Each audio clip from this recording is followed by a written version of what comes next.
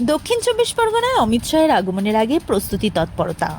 আসন্ন বিধানসভা নির্বাচনে মন্দিরবাজার বিধানসভা ও মথুরাপুর লোকসভা কেন্দ্রের গোপীনাথপুর মাঠে আগামী 2রা মার্চ কেন্দ্রীয় স্বরাষ্ট্রমন্ত্রী অমিত শাহের প্রচার অনুষ্ঠানের আগেই এলাকায় রাজনৈতিক আবহ তৈরি হচ্ছে।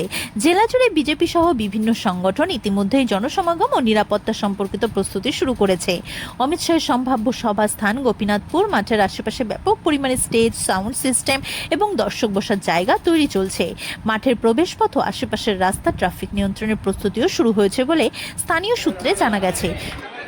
সূত্রের খবর অনুযায়ী অমিত শাহ 2রা মার্চ এই অঞ্চলে বিশাল জনসভা করবেন, যেখানে বিপুল সংখ্যক মানুষ অংশগ্রহণ করবে বলে প্রত্যাশা করা হচ্ছে। এই সভায় রাজনৈতিক নেতা ও দলের কর্মীরা বক্তৃতা দিয়ে ভোটারদের মুখে নির্বাচনী বার্তা পৌঁছে দেবেন। ইন্ডিয়ান এক্সপ্রেস বাংলা এই রাজনৈতিক কর্মসূচি বিজেপির পরিবর্তন যাত্রা অংশ, যা রাজ্যের বিভিন্ন অংশে চলছে। এতে কেন্দ্রীয় নেতৃত্ব অন্যান্য মন্ত্রীরাও বিভিন্ন দিনের সভা সমাগমে অংশ নিচ্ছেন এবং জানা যায় সূত্রের খবর অমিত শাহ এখানে আসছেন হেলিকপ্টারে করে। সবথেকে গুরুত্বপূর্ণ, পুলিশ ও প্রশাসনিক দিক থেকেও নিরাপত্তা ব্যবস্থার তদারকি জোরদার করা হচ্ছে। প্রচার কার্যক্রমের সময় জনসমাগম নিয়ন্ত্রণে নিয়ন্ত্রণকারীরা বিশেষ পরিকল্পনা হাতে নিয়েছে।